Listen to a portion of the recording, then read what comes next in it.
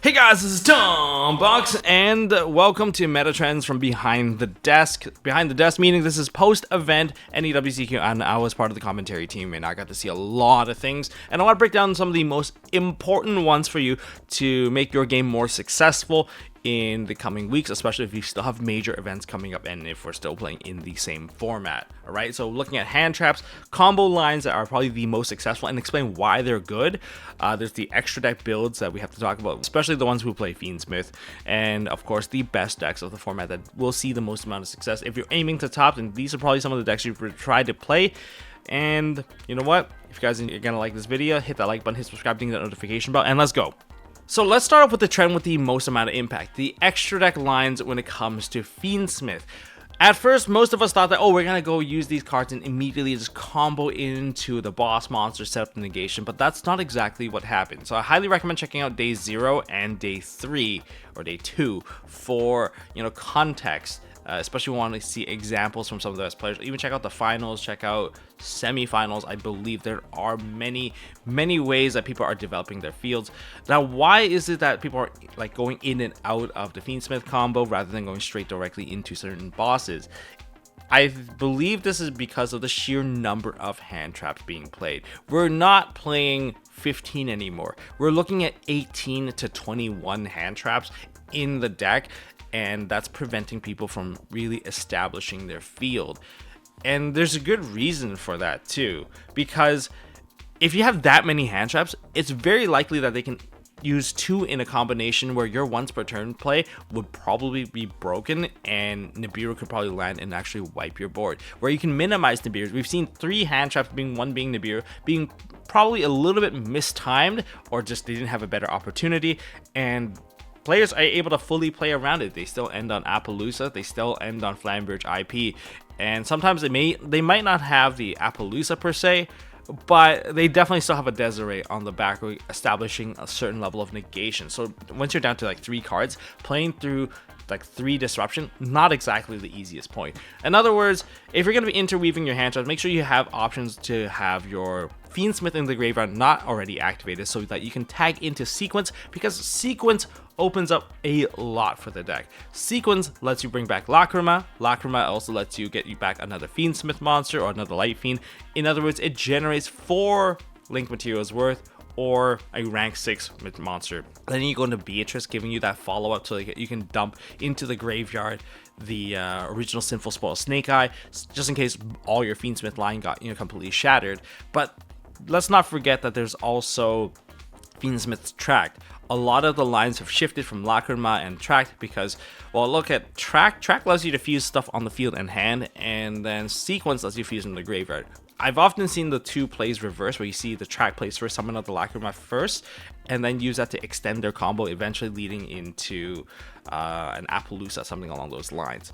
And then they finally finish off their line with the Desiree summon, and that's through the summon, the activation of Sequence to bring all the stuff from the graveyard that has already been used. So it's super interchangeable, and definitely this is a format where it definitely rewards the more skilled player. So that's the essentials of the Fiendsmith line. Definitely experiment if you're not comfortable, because you're gonna have to do it really quickly, because time is definitely an issue when it comes to this format. Now let's take a look at the extra deck. Seems like everyone has a different idea what the extra deck should be, but there are certain monsters that are pretty much staple to the Fiendsmith Snake Eye build. I'm only gonna cover the Fiendsmith Snake Eye build because they are the ones that chose to have a benched up set of extra deck monsters. So in terms of like core monsters, Beatrice, Moon of the Closed Heaven, Fiendsmith Requiem, Sequence, Anima, these are all staples to them. Fiendsmith Lacrima, Hita, IP Masquerena, the Promethean Princess.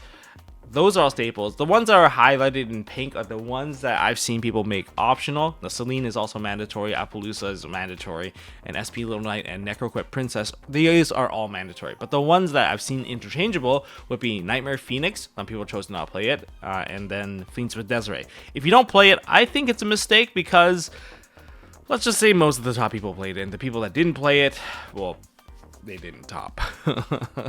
There's a lot of them that probably wanted to put it in later on after discovering the lines. Why? One of the key things would be like, once you get you can set up the board initially with the Fiendsmith Desiree. Using Desiree, you can turn off the effect of Promethean Princess, allowing you to directly link off your monster into Appaloosa rather than needing a fire bridge. So the fire bridging is no longer necessary if you play Desiree. And on top of that, there's also Nightmare Phoenix. You don't really need to play Nightmare Phoenix if you are playing Silhouette Rabbit, if that's the choice, or you can play Access Code Talker if you're going to choose to go for the aggression play.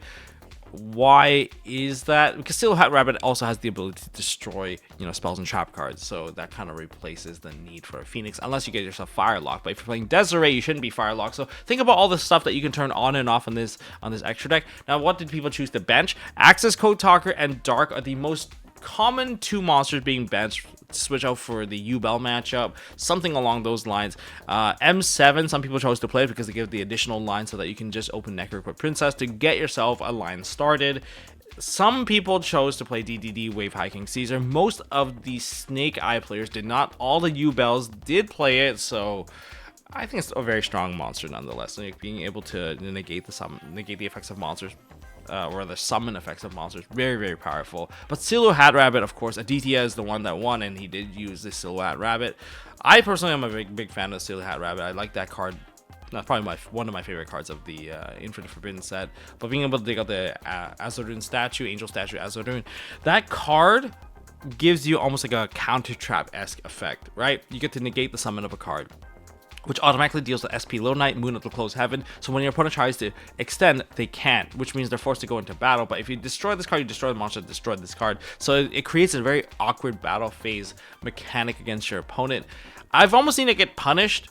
However, it's just that there was just so much on the field that I guess it didn't really matter. But Angel Statue, Azurune, definitely poses a huge threat for anyone that's trying to build up their extra deck. And one of the trends in terms of disruption, people often, whenever they see a Moon of the Closed Heaven being entered, that is the card that gets removed. You have to answer it right away before you get to Requiem. Requiem's Cook effect will just eventually start loading Life Fiends into the graveyard, providing your opponent with tons and tons of resources to just keep on extending. Because if you get to one Fiendsmith, one Light Fiend could easily lead to, Sequence. And once Sequence gets there, you get the Lacrima, you're just generating a ton of free cards. So those are the things to kind of address. Beatrice is broken. Beatrice is constantly trended with Angel of Blue Tears now because you can throw it in and get a trap card. That's why people play different dimension ground, dimensional barrier, cards along those lines, like those really, really powerful one-hit trap cards.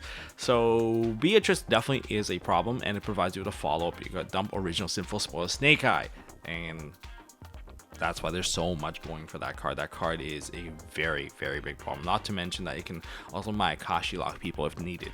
So that's kind of the breakdown of the Snake Eye extra deck.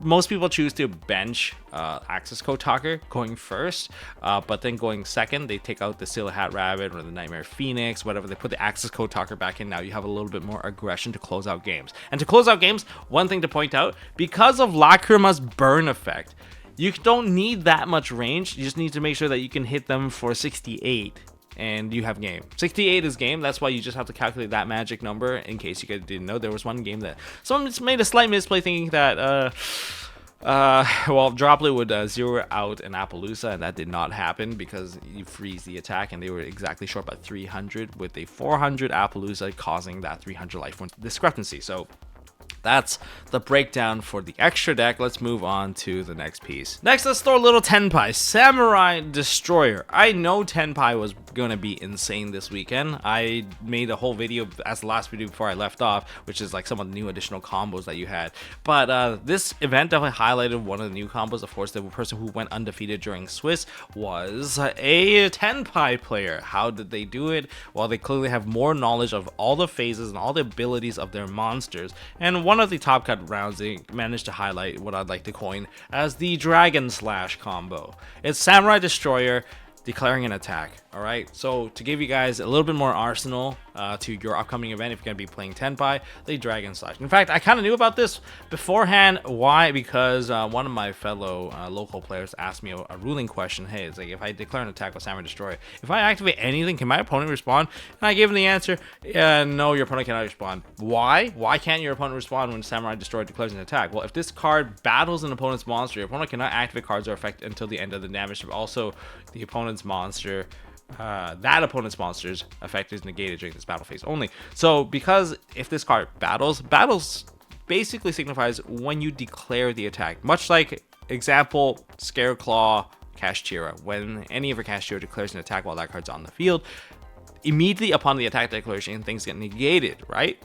And because things get negated and use Fenrir, you banish a card, you get a replay, you hit another card, 2 cards can get negated. So very similarly, Samurai Destroyer, of course, upon attack declaration, can freeze up everything, essentially acting as a pseudo-transcendent Dragion against your opponent. And from there, you can activate Sengen Kaiman, and this is not damage step, but this is still an attack declaration. This is still that same battle. You get to just go Kaiman, you know, get Fadra, summon a Fadra, because you already loaded that guy into the graveyard. Fadra summons back Chandra now can perform a Synchro Summon on Biden Dragion, or you can leave the Chandra on the field if you so choose, if you're that comfortable, or if you think there's no more response.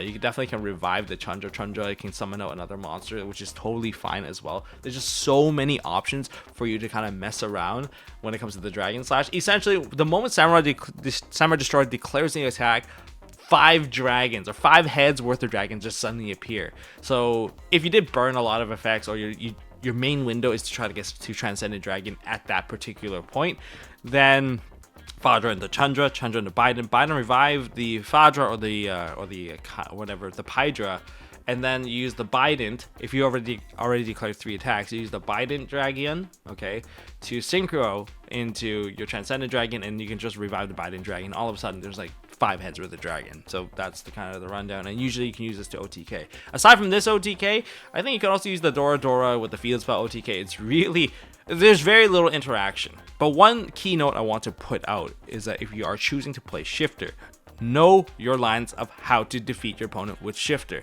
We've seen people throw Shifter and then fail to OTK. Yeah, I think this is on you. You don't have that many pieces to study when you're playing Tenpai, but if you are going to play like big cards like Shifter, understand where your lines can take you and how you get game without relying in your graveyard. That's my biggest thing when it comes to like playing with the Shifter line. All right. Anyways, that's the cool combo, the Dragon Slash combo with Tenpai. Next, the most popular hand traps of the event. All right, our entire top row, we have the most played hand traps. Most of these are played at 3 in their decks, including the Nibiru. Draw and Lockbird being usually around 2 or 0, between shifting into playing a Magnamut instead. But here it is. It's like 3 Ash, 3 Mourner, 3 Imperm, 3 Veiler, 3 Nibs, and then Droll would be like 1 or 2. Bestial Magnamut and Bestial Druisform also have been seen in the main deck in a lot of people's decks.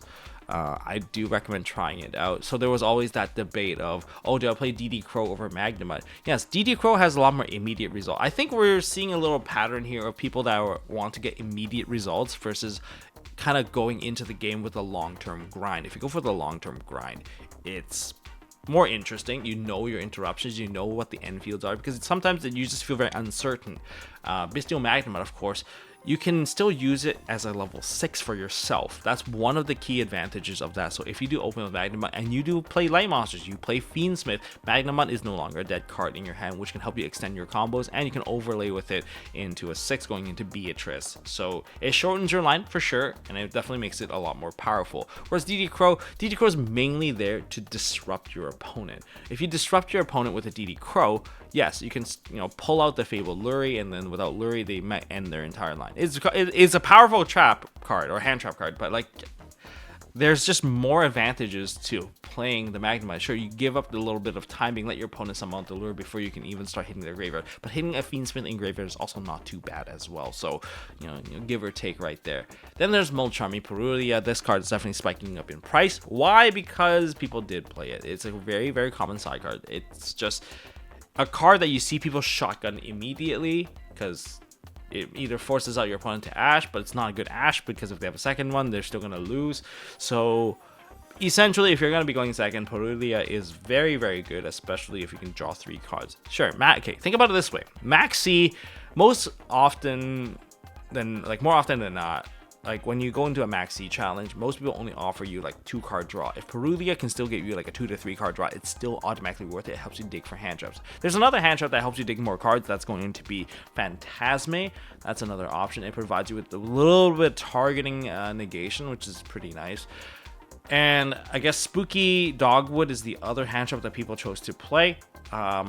This format is very similar to tier limit format, okay? I'll be straight up honest with you. Game 1 is so important to win that typically Game 2 doesn't truly play out. Pac got done in by this card in his playoff rounds. So that just goes to show how much time there is. And if you're going to be playing at locals or smaller tournaments, regionals, you're not going to get that 55 or the 65-minute timer in the top cut. So it could prove to be useful. People are not going to like losing to this card, but it is what it is. And then there's a handful of people that chose to play Ghost Ogre just to deal with a lot of existing face-up continuous spells and traps. All right, that's the breakdown of hand traps. And to kind of break down the decks that I believe were the best decks of the format, number 1 between Snake Eye Fiendsmith and Fiendsmith yugioh. Well, Snake Eye won the event, and I believe the finals is just between 2 Snake Eyes, so that's fine. They're clearly taking the top spot. And then Fiendsmith yugioh. After you cast like so many of these in a row, you kind of know that these are some of the best decks. I mean, top 8 we still got to like Tenpai, so Tenpai definitely takes 3rd. And then there's like Fiendsmith Memon Totlin. We didn't get to feature this one. I believe Billy and Asala did feature it, but I personally didn't get to see it very much, and I don't know, I was still suffering from a car accident when like getting to the event, and I just needed to take a little bit of a rest. Then there's White Forest Runic Centurion. Runic Stun also very, very successful. You know, shout outs to Johnny, shout outs to Asian Persuasion. And then there is Ancient Gear from Corbin Diaz. Very cool stuff. If you want to play a budget deck, in fact, I think Ancient Gear is probably the deck to introduce people into this. If you're gonna get people into this format, Ancient Gear is probably the way to go. It's probably the best deck to introduce someone into playing because it minimizes the amount of hand trap interruption someone can throw at you. Like, your stuff can't be affected, can't be responded to, you can't really do too much. There's a win con that's very, very clear. The deck is pretty budget for the most part. And it does teach you a little bit about interaction. A little bit. I mean, your Ancient Gear is kind of like cooler Tenpai. You know, the OG Tenpai before Tenpai was a thing. And it's very, very strong. I think it's very strong. I think it's definitely worth playing. If you're going to take it to locals, it could definitely win locals because we watched it 2-0, like Fiendsmith and Snake Eye. The deck is built to kill Fiendsmith Snake Eye. It's just so good. Based on the 20 hand traps you want to play, this deck is like, I don't care what hand trap you're playing. All right, I just don't care. You can't respond to anything I do. That's the point. And finally, there's Gimmick Puppet Horus FTK. We got to see that in round 9, and it's definitely a problem to see too many of these at locals. If it's at locals, it's not going to be fun. I mean, I heard some stories about people just getting FTK'd twice, like 2 rounds in a row, and just putting them in the bubble right away. It sucks, okay? It's not very fun when you don't get to play a card. When your only game plan is to draw your first 5 cards and hope that you can do something against your opponent. It's an FTK. Like, you need a hand trap based response. And if you're playing a deck that has no hand trap response, this is like the deck that kills like Tenpai pretty hard. I mean, Tenpai does have a fair share of hand traps. They need to throw that shifter. Throwing that shifter helps a lot, but not everyone can play shifter. And this deck can play through multiple hand traps, and they also play like Cross Out and Call by the Grave just to guarantee that their combo is going to land. They are also a deck that can go second. They're going second game plan.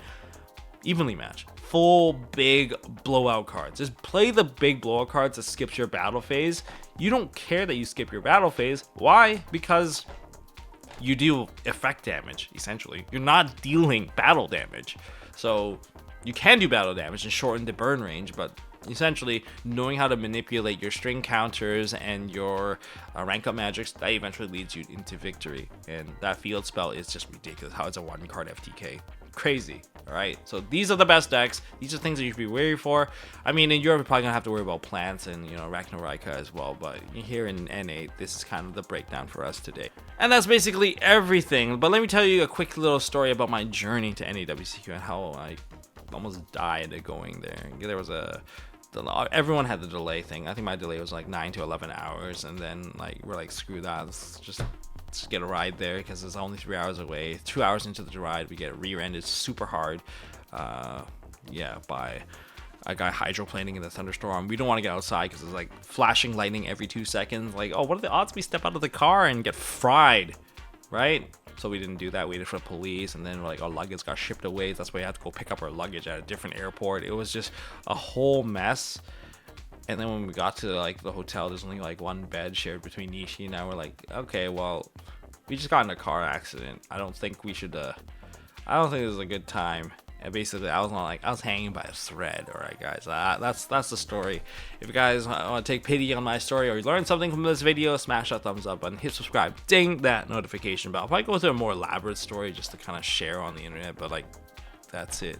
And check out MSTmerch.com. Oh, check it out in August. There's gonna be a crazy bonus item for the summer sale in August, so check it out in August. Thank you guys for watching, and I'll see you all in the next one.